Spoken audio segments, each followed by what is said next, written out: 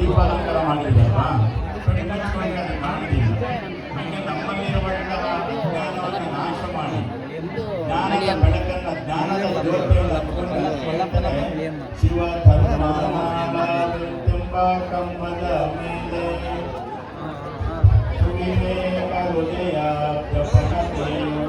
ಮಣಿಯೇಸುವ ಶಂಭೋ ಲಿಂಗಾವೆತಾನಾಗಿ ಜ್ಯೋತಿ ಬೆಳಗುತ್ತಿದೆ. ನಮ್ಮಲ್ಲಿರುವಂಥ ಜ್ಯೋತಿಯನ್ನು ನಾವು ಹಚ್ಕೊಳ್ಳದೆ ಕಷ್ಟ ಮಾಡಿಕೊಂಡ್ರೆ ಯಾವುದೋ ಮನೆ ಕರೆಂಟ್ ಹೋಗುತ್ತೆ. ಅವ್ರ ಅಪ್ಪ ಹೇಳ್ದ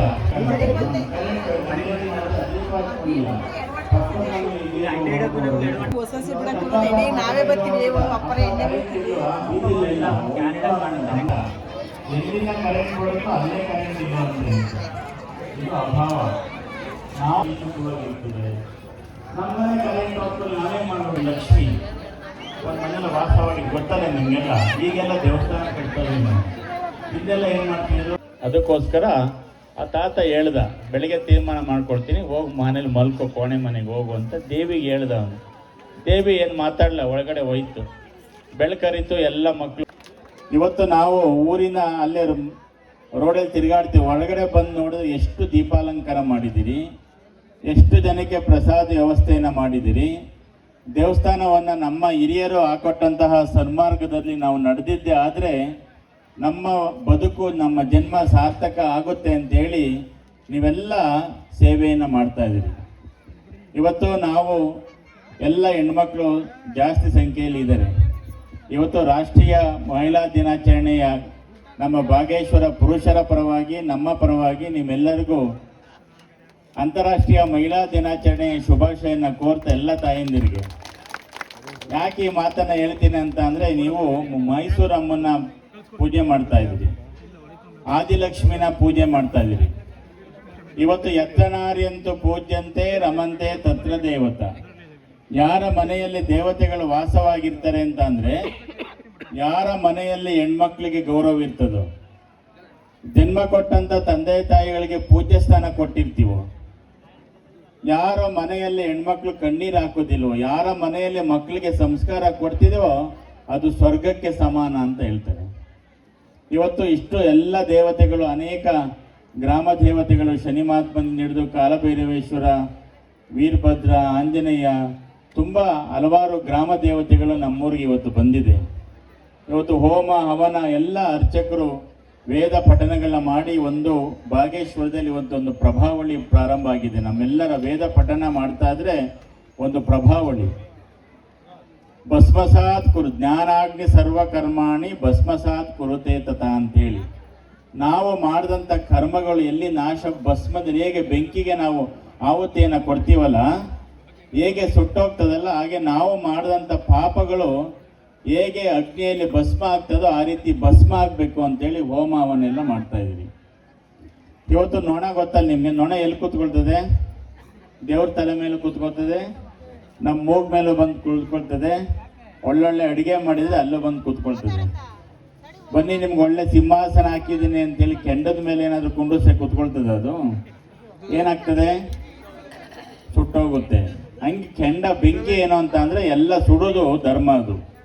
ಅದಕ್ಕೆ ನಾವು ಹೋಗಿ ಎಲ್ಲ ನವಗ್ರಹ ದೇವತೆಗಳಿಗೆ ಹವಿಸನ್ನು ಕೊಡ್ಲಿಕ್ಕೆ ಆಗೋದಿಲ್ಲ ಹೋಗಿ. ಅದಕ್ಕೆ ನಾವು ಇಲ್ಲಿಂದನೇ ಏನು ಮಾಡ್ತೀವಿ, ಬೆಂಕಿಗೆ ಅಗ್ನಿಗೆ ಹಾಕಿ ನಾವು ಹವಿಸನ್ನು ಕೊಡ್ತೀವಿ. ತುಪ್ಪ, ನೀವು ಕೊಟ್ಟಂತಹ ಹಲವಾರು ನವಗ್ರಹ ಧಾನ್ಯಗಳು, ರೇಷ್ಮೆ ಪಂಚೆ ಆಗ್ಬೋದು, ರೇಷ್ಮೆ ಸೀರೆ ಆಗ್ಬೋದು, ಕೂತ್ಕೊಂಡು ಹೋಮ ಹವನ ಮಾಡಿ ಇವತ್ತು ಈ ಪ್ರಭಾವಳಿಯನ್ನು ಆವರಿಸಿ ಇವತ್ತು ನಮ್ಮೂರಲ್ಲಿ ಇವತ್ತು ಭಾಗೇಶ್ವರದಲ್ಲಿ ನಿನ್ನೆಯಿಂದ ಪ್ರಾರಂಭ ಆಗಿದೆ ಅಲ್ವಾ. ಇವತ್ತಿಂದ 8ನೇ ತಾರೀಕು, ನಾಳೆಗೆ ಬನ್ನಿ ಅಂತೇಳಿ ನಿಮ್ಮ ನಿಂಗೇಗೌಡರು ಆದಾಗಿ ಗ್ರಾಮಸ್ಥರು ಬಂದಿದ್ರು. ಸ್ವಲ್ಪ ದಿನಾಂಕ ವ್ಯತ್ಯಾಸ ಆಯಿತು, ನಾವು ಬರದೇ ಇರೋಕ್ಕಾಗಲ್ಲ. ಯಾಕೆಂದ್ರೆ ಇಷ್ಟು ಜನಗಳು ನೋಡೋಕ್ಕೆ ಅಮ್ಮ ಅವಕಾಶ ಮಾಡಿಕೊಟ್ಟದು ನಮ್ಮದು ಒಂಥರ ಭಾಗ್ಯ. ಏನಾದರೂ ಬರಲಿಲ್ಲ ಅಂತಂದರೆ ನಿಮ್ಮನ್ನೆಲ್ಲ ಮಿಸ್ ಮಾಡ್ಕೊಳ್ತಿದ್ವಿ ನಾವು. ಇಂಥ ಗ್ರಾಮದಲ್ಲಿ ಊರಿನ ಆಚೆ ನಮ್ಮನ್ನೆಲ್ಲ ರಿಸೀವ್ ಮಾಡಿಕೊಂಡು ದೊಡ್ಡ ಶಬ್ದ ಮಾಡಿ ಪಟಾಕಿ ಹೊಡೆದು ಕರ್ಕೊಂಡು ಬಂದರು. ಅಲ್ಲಿ ಬರಬೇಕಾದ್ರೆ ಎಲ್ಲ ತಾಯಿಂದಿರು ಆರತಿ ಮಾಡಿದ್ರು. ಪೂಜೆ ಪುನಸ್ಕಾರ ಎಲ್ಲವನ್ನು ಕೂಡ ನಾವು ಮಾಡಬೇಕಾಗ್ತದೆ. ನಾವು ಆಧ್ಯಾತ್ಮಿಕ ಸನಾತನ ಸಂಸ್ಕೃತಿಯಲ್ಲಿ ಜನ್ಮವನ್ನು ಎತ್ತಂತೇವೆ ನಾವು. ಅದಕ್ಕೋಸ್ಕರ ನಾವು ಒಳ್ಳೆ ಮನುಷ್ಯ ಜನ್ಮ ಆಗಿ ನಾವೆಲ್ಲ ಬಂದಿದ್ದೀವಿ ಇವತ್ತು. ಅನಿತ್ಯಾನಿ ಶರೀರಾಣಿ ವಿಭವೋ ನೈವ ಶಾಶ್ವತಃ ನಿತ್ಯ ಸನ್ನಿತೋ ಮೃತ್ಯು ಕರ್ತವ್ಯೋ ಧರ್ಮ ಸಂಗ್ರಹ. ಈ ಶರೀರ ಅನಿತ್ಯವಾದುದು, ಶಾಶ್ವತವಾದುದಲ್ಲ. ಎಷ್ಟೋ ಜನ ಹುಟ್ಟಿದ್ದಾರೆ, ಎಷ್ಟೋ ಜನ ಹೋಗಿದ್ದಾರೆ. ನಾವು ಕೂಡ ಜಾತಸ್ಯ ಮರಣಂ ಹುಟ್ಟದ ಮನುಷ್ಯ ಸಾಯಲೇಬೇಕಾಗ್ತದೆ. ಆ ಹುಟ್ಟು ಸಾವು ಮಧ್ಯದಲ್ಲಿ ಭಗವಂತ ಸುಂದರವಾದಂತಹ ಈ ಮನುಷ್ಯ ಜನ್ಮವನ್ನು ನಮಗೆ ಸಾರ್ಥಕ ಮಾಡಿಕೊಟ್ಟಿದ್ದಾನೆ. ಒಳ್ಳೇದು ಯಾವುದು, ಕೆಟ್ಟದ್ದು ಯಾವುದು, ಯಾವ್ದು ಮಾಡಬೇಕು, ಯಾವುದನ್ನು ಮಾಡಬಾರ್ದು, ಎಷ್ಟು ಸಾಧ್ಯ ಆಗುತ್ತೋ ಅಷ್ಟು ಒಳ್ಳೆ ಕೆಲಸನ ಮಾಡಲಿಕ್ಕೆ ಭಗವಂತ ಈ ಮನುಷ್ಯ ಜನ್ಮವನ್ನು 100 ಕೋಟಿ ಜನ್ಮ ಎತ್ತದ ಮೇಲೆ ಕೊನೆಗೆ ಮನುಷ್ಯ ಜನ್ಮ ಕೊಟ್ಟಿದ್ದಾನೆ ನಮಗೆ.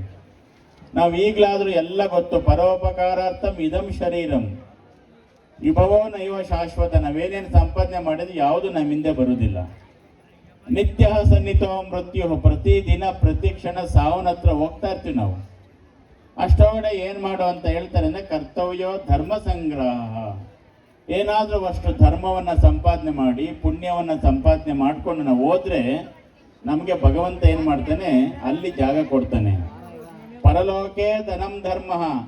ಪರಲೋಕಕ್ಕೆ ಹೋಗ್ಬೇಕಾದ್ರೆ ಇಷ್ಟು ಆಸ್ತಿ ಮಾಡಿದ್ದೀನಿ, ಇಷ್ಟು ಚಿನ್ನ ಸಂಪಾದನೆ ಮಾಡಿದ್ದೀನಿ, ಇಷ್ಟು ಹಣ ಇಟ್ಕೊಂಡಿದ್ದೀನಿ ಅಂತ ಏನಾದರೂ ನಾವು ಮರಣ ಒಂದ್ಮೇಲೆ ಏನೋ ಒಂದು ಪೈಸೆ ತಗೊಂಡು ಸೂಜಿ ತಗೊಂಡೋಗಕ್ಕಾಗ್ತದೆ? ನಾವು ಏನು ತಗೊಂಡೋಗಕ್ಕಾಗೋದಿಲ್ಲ. ಅದಕ್ಕೋಸ್ಕರ ನಾವು ಪರಲೋಕಕ್ಕೆ ಹೋಗ್ಬೇಕಾದ್ರೆ ಧರ್ಮದ ಬುತ್ತಿಯನ್ನು ಕಟ್ಕೊಂಡು ಹೋಗ್ಬೇಕು. ಧರ್ಮದ ಬುತ್ತಿಯನ್ನು ಕಟ್ಕೊಳ್ಬೇಕು. ಒಳ್ಳೆ ಸಂಸ್ಕಾರ. ನೀವೆಲ್ಲ ಸಂಸಾರವಂತರಾಗಿದ್ದೀರಿ. ಸಂಸಾರಕ್ಕೂ ಸಂಸ್ಕಾರಕ್ಕೂ ಏನಪ್ಪ ವ್ಯತ್ಯಾಸ ಅಂದರೆ ಕೆಳಗಡೆ ಮಾತ್ರ ವ್ಯತ್ಯಾಸ ಅಷ್ಟೇ. ಅದು ಸಂಸ್ಕಾರ. ನೀವೆಲ್ಲ ಸಂಸ್ಕಾರವಂತರಾಗಬೇಕು, ನೀತಿವಂತರಾಗಬೇಕು. ಅದಕ್ಕೋಸ್ಕರ ಮಹಾಭಾರತದಲ್ಲಿ ಕುಂತಿ ಮಾತೆ 5 ಜನ ಮಕ್ಕಳು ನಡೆ ನುಡಿ ಎಚ್ಚರಿಕೆಯಿಂದ ಮಕ್ಕಳನ್ನ ಕಾಪಾಡಿದ್ಲು, ಧರ್ಮೋಪದೇಶವನ್ನು ಮಾಡಿದ್ಲು.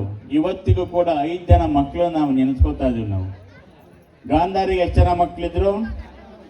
100 ಜನ ಇದ್ರೂ ಕೂಡ ಸ್ವಲ್ಪ ಎಚ್ಚರಿಕೆ ದಾರಿಯನ್ನು ತಪ್ಪಂತ ಮಕ್ಕಳು ಏನೆಲ್ಲ ಅನಾಹುತರಾದರು. ಕೃಷ್ಣ ಬಂದರೂ ಕೂಡ, ಭಗವಂತನ ಬಂದರೂ ಕೂಡ ಅವನ ಅರ್ಥ ಮಾಡ್ಕೊಳ್ಳುವಂಥ ಶಕ್ತಿ ಆ ಮಕ್ಕಳಲ್ಲಿ ಇರಲಿಲ್ಲ. ಗಂಡ ಕುರುಡ, ಹೆಂಡತಿ ಕುರುಡಾಗಿ ಇವತ್ತೇನಾಗಿದೆ, ನಾವೆಲ್ಲ ಅನೇಕ ಸಮಾಜ ಧರ್ಮ ಅಂತೇಳಿ ಒಡೆದಾಡ್ತಾ ಇದ್ದೀವಿ. ಆದರೆ ಮನುಷ್ಯ ಜನ್ಮ ನಾವು ಬಂದಿರೋದೇ ಮನುಷ್ಯ ಜನ್ಮ, ಪಶುಗಳಲ್ಲ ನಾವು.